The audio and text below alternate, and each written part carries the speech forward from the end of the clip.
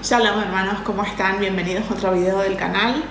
Hoy me gustaría estudiar con ustedes el Apocalipsis 8, pero antes de eso les voy a mostrar mi remera, mi sudadera, le dicen en España, playera, que me dijeron algunos que se veía muy feo que se vea solo no Jesús, pero bueno, en realidad como ven pone, conoce Jesús, conoce Shalom, no Jesús, no Shalom, que me parece que es exactamente el mensaje, ¿no? El más importante. Sin Jesús no hay Shalom. El Shalom es la felicidad, ¿no? Conocer a Jesús, eso es la felicidad, estar en el reposo de Jesús y bueno, no sé, me pareció hermoso el mensaje. Ahora ya saben que dice eso. Así que bueno, me gustaría entonces empezar leyendo. Vamos a ir leyendo por partes Apocalipsis 8 porque tiene diferentes partes, ¿no? Está como, hay muchos temas. Es importante este capítulo porque es el nexo entre la primera parte del Apocalipsis, que son los sellos y que es la tribulación, y la segunda parte del Apocalipsis, que es la ira de Dios y que comienza en este capítulo con los ángeles tocando las trompetas. Entonces, vamos a ir leyendo, donde dice: el séptimo sello. Cuando abrió el séptimo sello, se hizo silencio en el cielo como por media hora. Bueno, esto es importante para entender los tiempos. Yo aquí les voy a poner un gráfico que hice yo a mano para que me parece que va a ayudar mucho a entender la cronología, porque ustedes saben que en esta parte, bueno, en todo el Apocalipsis, pero en esta parte me parece que es como que se empiezan a mezclar y muchos dicen que los sellos van con las trompetas y bueno, ya uno se pierde, ya no puede entender bien cómo van los hechos, cómo se suceden. Entonces dice: cuando abrió el séptimo sello, se hizo silencio en el cielo como por media hora. Vamos a ir, vean por ejemplo aquí el gráfico, ¿no? Donde dice los sellos. Entonces están del primero al séptimo. Del primero al sexto, como dice aquí, el gráfico dice la tribulación. ¿Por qué sabemos que es la tribulación? Porque si nosotros comparamos los 6 sellos con Mateo 24 y también con los pasajes paralelos de Lucas 21 y de Marcos 13, vemos que es totalmente paralelo. Entonces vamos a ir a Mateo 24, les quiero leer donde dice tribulación. Todo esto es necesario porque hay que entender la cronología. Entonces, en Mateo 24, del 29 al 31 dice: e inmediatamente después de la tribulación de aquellos días, el sol se oscurecerá y la luna no dará su resplandor, y las estrellas caerán del cielo y las potencias de los cielos serán conmovidas. Entonces, aquí nos da el tiempo, inmediatamente después de la tribulación. Y sepan que tribulación y gran tribulación están escritos muy pocas veces. Entonces, eso nos da la pauta de cuáles son las veces donde hay que insertarlo en el tiempo. Hay que hacer siempre un estudio entre Mateo 24 y Apocalipsis. Inmediatamente después de la tribulación de aquellos días, el sol se oscurecerá y la luna no dará su resplandor, y las estrellas caerán del cielo y las potencias de los cielos serán conmovidas. Entonces aparecerá la señal del Hijo del Hombre en el cielo, y entonces lamentarán todas las tribus de la tierra y verán al Hijo del Hombre viniendo sobre las nubes del cielo con poder y gran gloria. Y enviará a sus ángeles con gran voz de trompeta, y juntarán a sus escogidos de los 4 vientos desde un extremo del cielo hasta el otro. Esta es Este es el fin de la tribulación. Es decir, en el sexto sello ocurre que evidentemente hay un evento nuclear en donde, como dice aquí, el sol se oscurecerá y la luna se convertirá en sangre. El sol se puso negro como tela de silicio y la luna se volvió toda como sangre. Apocalipsis 6, 12. Entonces, ¿qué pasa ahí? Es el arrebatamiento, la gran tribulación, como dice Apocalipsis 7, 14. Yo le dije, les voy a leer Apocalipsis 7, 14. Yo le dije, Señor, tú lo sabes, cuando está Juan hablando con uno de los ancianos en el cielo. Y él me dijo, estos son los que han salido de la gran tribulación y han lavado sus ropas y las han emblanquecido en la sangre del Cordero. Entonces, ¿quiénes salen de la gran tribulación? Los escogidos, los salvos. Vamos haciendo la cronología. En ese momento dice que se tocan unas trompetas, pero son trompetas que anuncian la salvación de los escogidos, la venida de Jesús en el cielo. Hay personas que confunden con las trompetas que vienen en Apocalipsis 8, que son otras trompetas, son las trompetas del juicio. Tengamos en cuenta que no son las mismas, porque aparte aquí, cuando dice el séptimo sello, que es el título del capítulo 8, nos da la clave, que es media hora. Es decir, entre el séptimo sello y la ira hay media hora de tiempo. Está muy claro. Después de esa media hora comienzan las primeras 4 trompetas y el tiempo de la ira de Dios. Entonces, dice, y vi a los 7 ángeles que estaban en pie ante Dios y se les dieron 7 trompetas. Recordemos que las trompetas pueden significar varias cosas en la Biblia, pero en este caso claramente están significando juicio, ¿no? Juicio y guerra.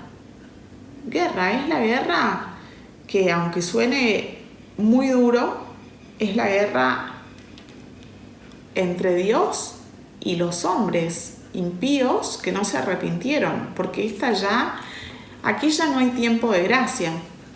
Por supuesto que siempre la misericordia de Dios es infinita y puede haber alguna que otra excepción que haya algún ser humano que se arrepienta en este tiempo y sea salvo. Pero en realidad la mayoría ya esto es ira y juicio y castigo. Es cuando ya el tiempo del Cordero pasa, entonces estamos frente al león que viene a hacer el juicio y primero a mostrar su ira, ¿no? Frente a una humanidad muy obstinada y muy rebelde y muy desobediente, y después el juicio y el castigo. Entonces pone: otro ángel vino entonces y se paró ante el altar con un incensario de oro y se le dio mucho incienso para añadirlo a las oraciones de todos los santos sobre el altar de oro que estaba delante del trono. Esto se repite un poco lo que dice Apocalipsis 5, ¿no? Que ya lo vimos, donde dice Apocalipsis 5, 8. Y cuando hubo tomado el libro, los 4 seres vivientes y los 24 ancianos se postraron delante del Cordero. Todos tenían arpas y copas de oro llenas de incienso, que son las oraciones de los santos. Esto es cuando Juan nos muestra la adoración al Cordero, ¿no? En el cielo. Si se acuerdan, y si no, ya está el video hecho. Pero bueno, para que vean, ¿no? Que las oraciones de los santos son, espiritualmente hablando, el incienso, ¿no? Ese perfume grato que sube a la nariz de Dios y que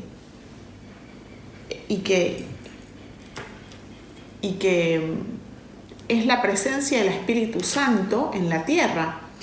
Y si ustedes ven aquí, para mí personalmente, estos 3 versículos tienen una potencia espiritual muy grande. Apocalipsis 8, del 3 al 5. Porque dice: y de la mano del ángel subió a la presencia de Dios el humo del incienso con las oraciones de los santos.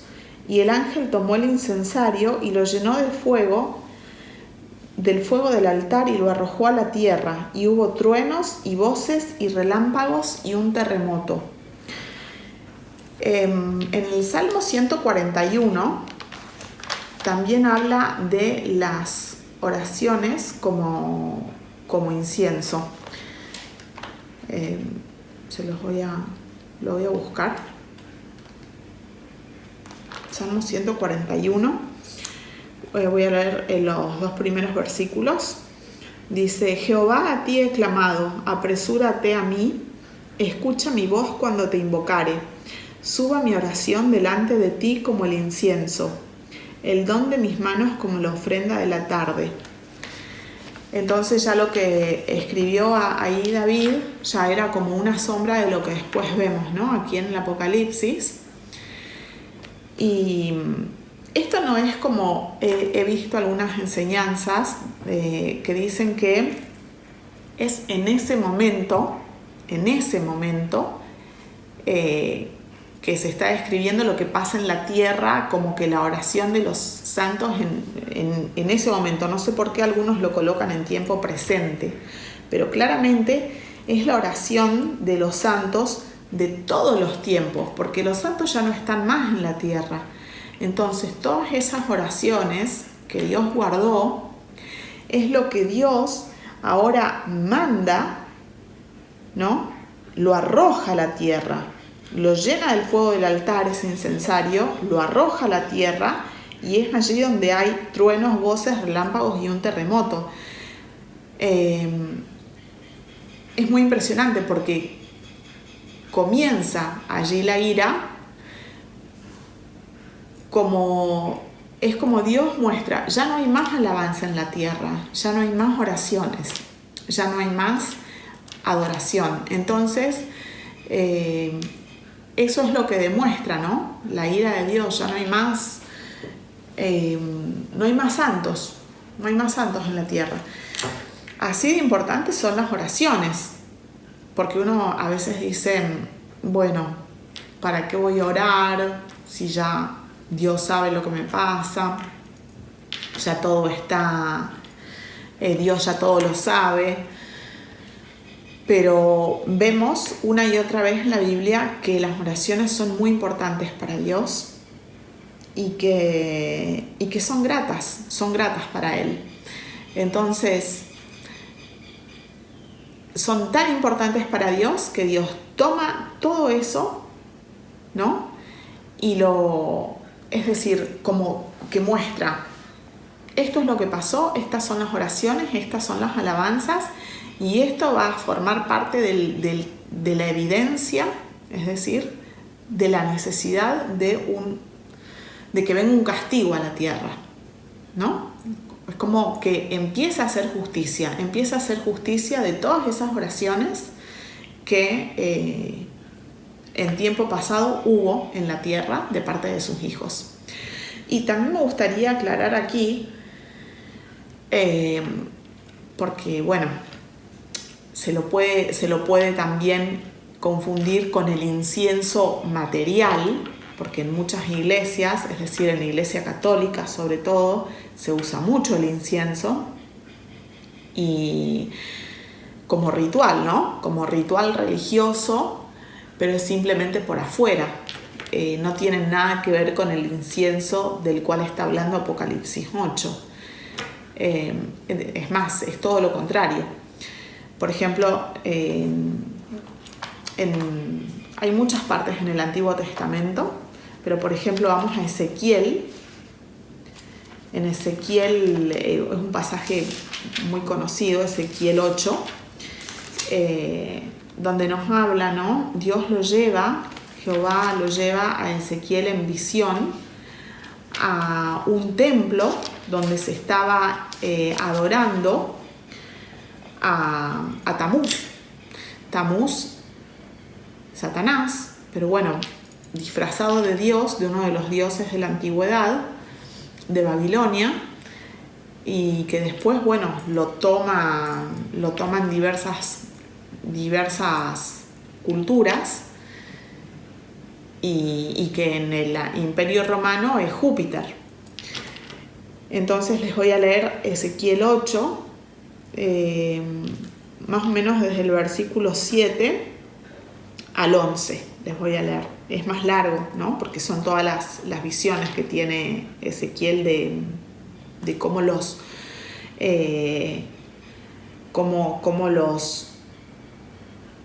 hebreos estaban adorando, estaban siendo infieles, estaban siendo desobedientes y estaban adorando a este Dios con minúscula, a este demonio.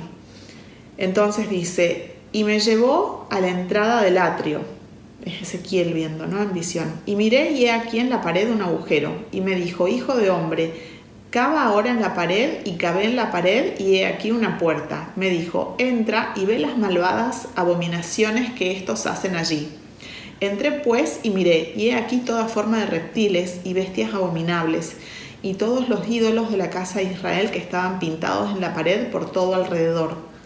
Y delante de ellos estaban 70 varones de los ancianos de la casa de Israel, y Hazanías, hijo de Safán, en medio de ellos, cada uno con su incensario en su mano, y subía una nube espesa de incienso.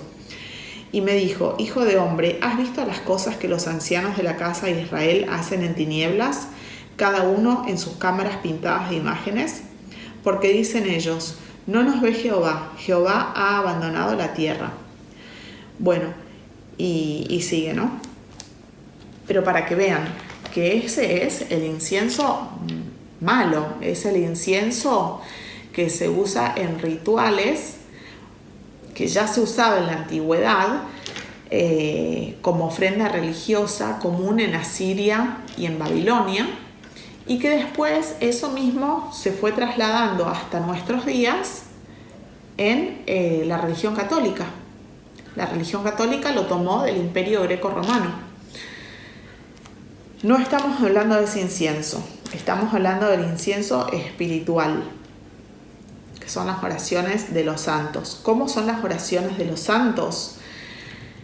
Bueno, eso es un tema amplísimo que daría para otro video, pero las oraciones de los santos no son repetitivas, como explica Jesús mismo en el Evangelio de Mateo. No son repetitivas, es decir, no tienen nada que ver con las oraciones aprendidas de memoria, perdón. Tienen más que ver con, puede ser tomar como patrón el Padre Nuestro, pero no repetirlo de memoria, sino alabar a Dios, agradecer y después presentar tu pedido en oración, pero en oración es como una charla, pero sobre todo con actitud de humildad, con actitud de arrepentimiento y con actitud de que se haga tu voluntad, ¿no? Que se haga la voluntad tuya, Padre.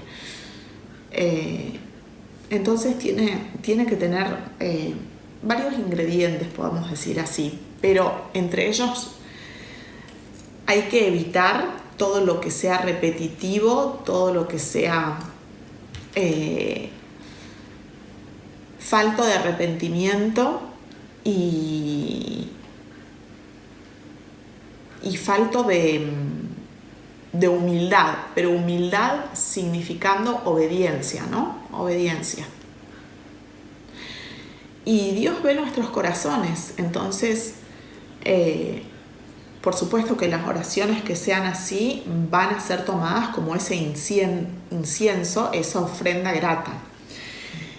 Y bueno, eso es todo lo que forma ese gran incensario que con ira arroja en la tierra para comenzar ya la ira y hacer justicia. Entonces después dice las trompetas. Entonces aquí es donde empiezan las trompetas. Vamos de vuelta al gráfico. Entonces ahí ustedes van a ver, después de media hora comienzan las primeras 4 trompetas, que son las que están siendo descritas aquí en este capítulo de Apocalipsis 8. Y dice, y los 7 ángeles que tenían las 7 trompetas se dispusieron a tocarlas. El primer ángel tocó la trompeta y hubo granizo y fuego mezclados con sangre que fueron lanzados sobre la tierra, y la tercera parte de los árboles se quemó y se quemó toda la hierba verde. Trompetas, bueno, entonces acá el primer ángel toca la trompeta, ¿no? Toca el shofar, que, bueno, anuncia el primer juicio, y entonces son lanzados granizo y fuego mezclados con sangre. Y aquí se quema toda, hermanos, toda la hierba verde y la tercera parte de los árboles. Es decir, que no va a haber prácticamente más vegetación ni comida para los animales. Es decir, toda la cadena ya, porque va a estar todo conectado, ¿no? Toda la desgracia que eso implica. La quema de toda la hierba verde y la tercera parte de los árboles. Y tengamos en cuenta también, para darnos cuenta que realmente los sellos van primero, después viene media hora, después viene el arrebatamiento, después viene media hora y después recién comienza la ira, que nunca esto está siendo descrito ni en Mateo 24, ni en Lucas 21, ni en Marcos 13, para que nos demos cuenta, ¿no? Que son eventos separados. Los sellos van por un lado primero y después van las trompetas. Entonces después dice, el segundo ángel tocó la trompeta y como una gran montaña ardiendo en fuego fue precipitada en el mar y la tercera parte del mar se convirtió en sangre. Es decir, primero fueron los árboles y la hierba. Ahora es el mar. El mar que se convierte en sangre, la tercera parte del mar se convierte en sangre. En estos días hubo una noticia que salió que en Egipto el Nilo se tiñó de rojo, dicen como en la Biblia, decían como ocurrió en la Biblia, en la época de Moisés, y bueno, y como está profetizado, ¿no? Para el tiempo del Apocalipsis.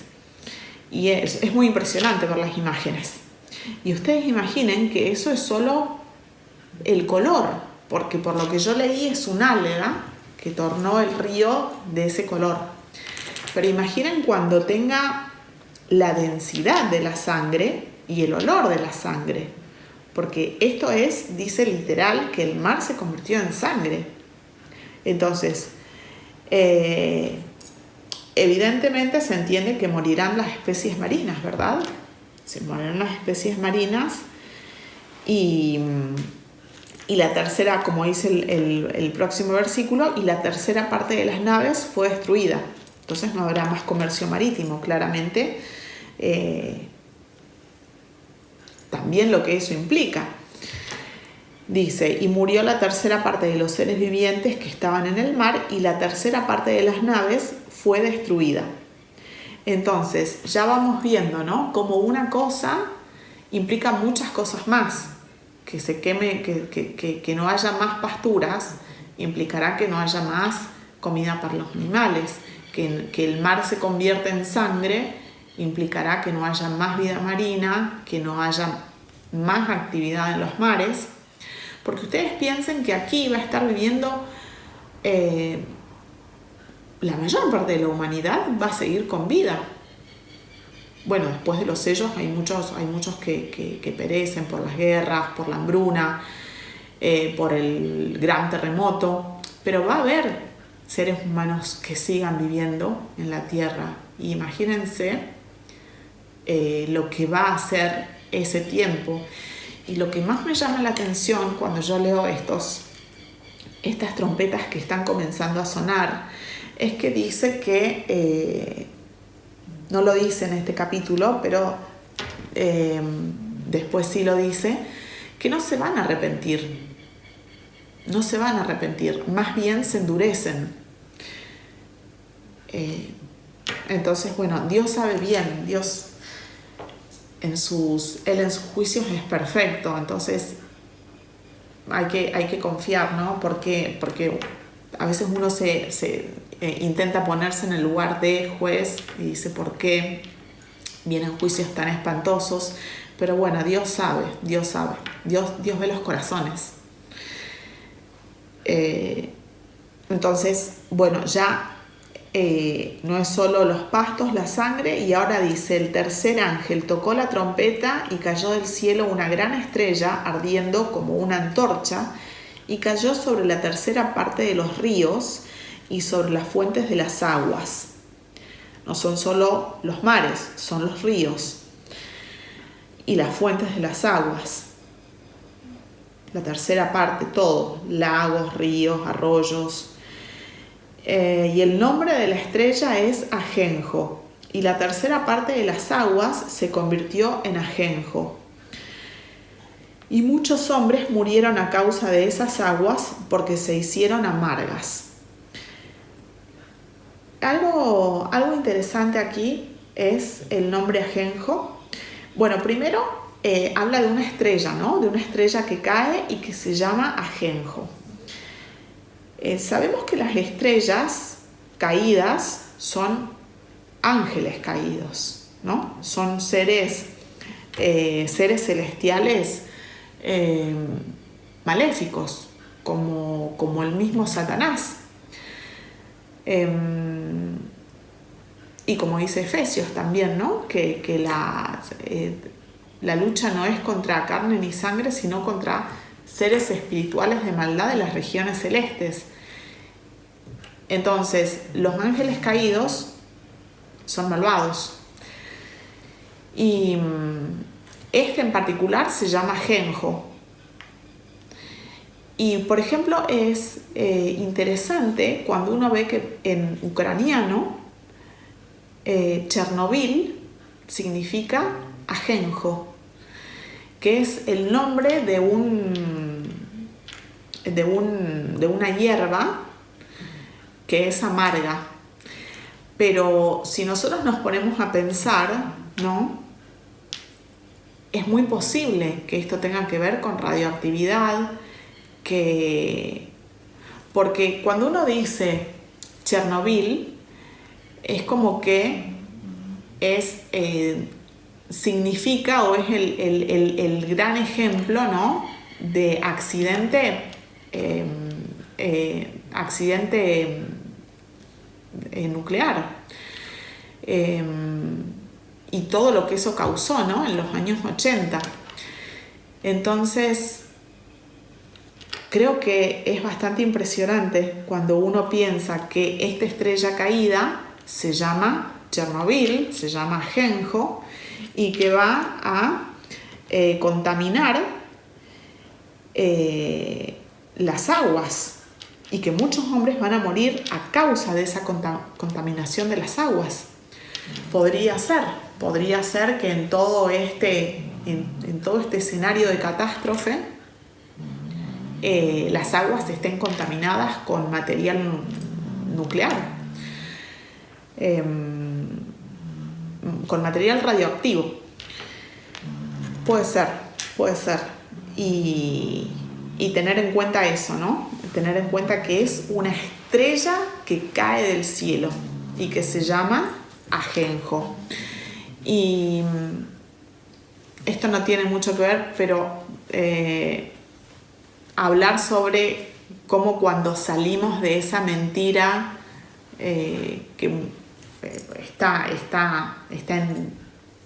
en todo, ¿no? El mundo, como cuando nos decían cuando éramos chicos o ver en las películas que cuando cae una estrella fugaz, bueno, es tener suerte y es pedir un deseo.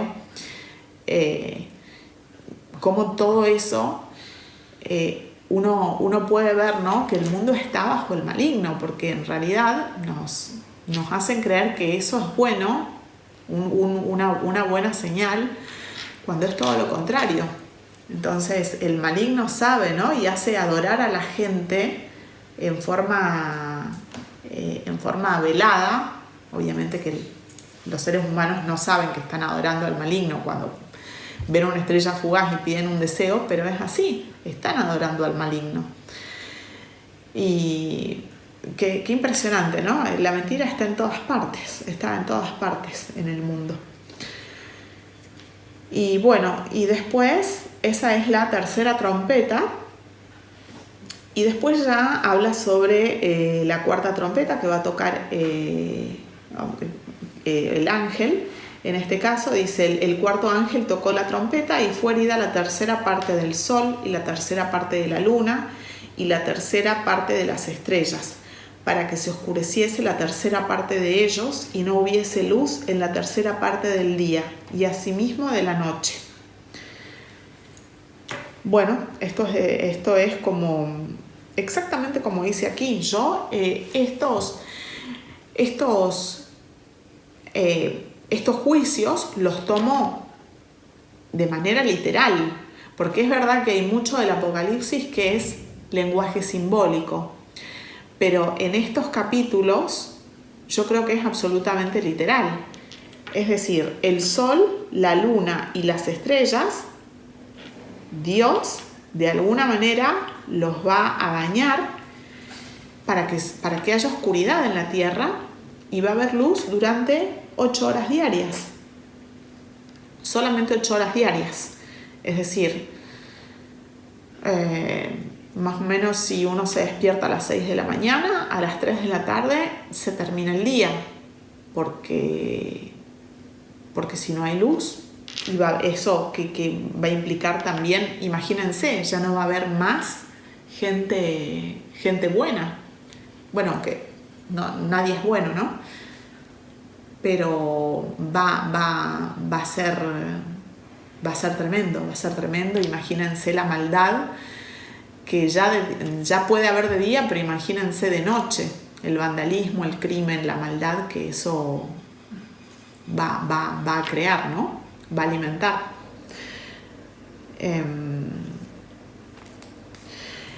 Algo que me gustaría también aquí, que uno lo puede inferir, dice que va a herir al sol, a la luna, a las estrellas. Y vean, ¿no? Es también otra prueba de que las trompetas y los sellos no van juntos, porque no dice en el sexto sello, por ejemplo, que también toca el tema del sol, la luna y las estrellas, no dice que están heridos, dice que los va a usar como muestra, ¿no? De algo. O sea, no dice que los va a usar, sino uno puede ver cuando lee que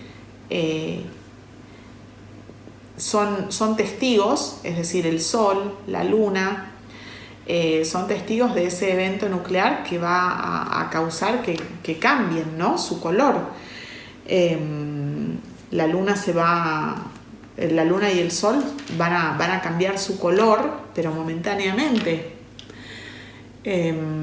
No están dañados como aquí, que ya no va a haber luz. Y las estrellas también, ¿no? Entonces uno puede ver que son eventos diferentes. Cuando, por ejemplo, uno lee los últimos versículos del capítulo 6 de Apocalipsis.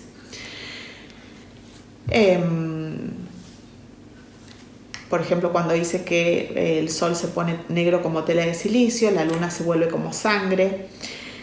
Y después, en el versículo 17 del capítulo 6, dice, porque el gran día de su ira ha llegado y ¿quién podrá sostenerse en pie? Es decir, ese es otro marcador de tiempo, esa es otra frase adverbial de tiempo. El gran día de su ira ha llegado, es decir, que hasta el sexto sello su ira no había llegado. Son todos marcadores de tiempo que nosotros tenemos que tener en cuenta para poder armar la cronología, ¿no?, del Apocalipsis, que yo la tengo aquí, pero la vamos a poner ahí atrás, ¿no? Este pequeño gráfico así. Pero bueno, y leo el último versículo, donde dice, y miré y oí a un ángel volar por en medio del cielo, diciendo a gran voz, ay, ay, ay de los que moran en la tierra, a causa de los otros toques de trompeta que están para sonar los 3 ángeles. Es decir, todavía faltan tres trompetas más, y ese triple ay del ángel nos hace dar cuenta, ¿no?, que evidentemente los juicios que vienen, las trompetas que vienen, si ya estas fueron duras, las otras serán peores. Ese es el capítulo 8 del Apocalipsis. Entonces ya vamos entendiendo, ¿no?, los tiempos, la diferencia entre los sellos, que yo diría, no sé si todos, no todos, pero muchos de ellos son creados por el hombre, y esto que es absolutamente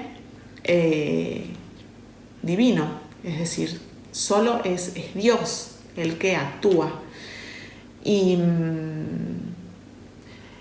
ver, ¿no?, ver su ira, ver cómo cambia, cómo cambia, ¿no?, la actitud de Dios en una y otra parte del Apocalipsis. Bueno, ojalá que nos ayude. Yo he visto muchos pastores que lamentablemente tienen muchos problemas con los tiempos del Apocalipsis. No logran entender. Yo creo que tiene mucho que ver con la Biblia Scofield y todo ese movimiento que ocurrió en Estados Unidos en el siglo XIX y que después lamentablemente se fue perpetuando en las escuelas de teología y en los seminarios.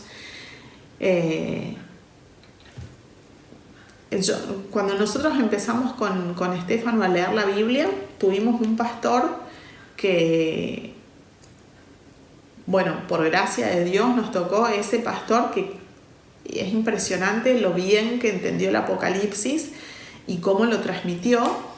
Y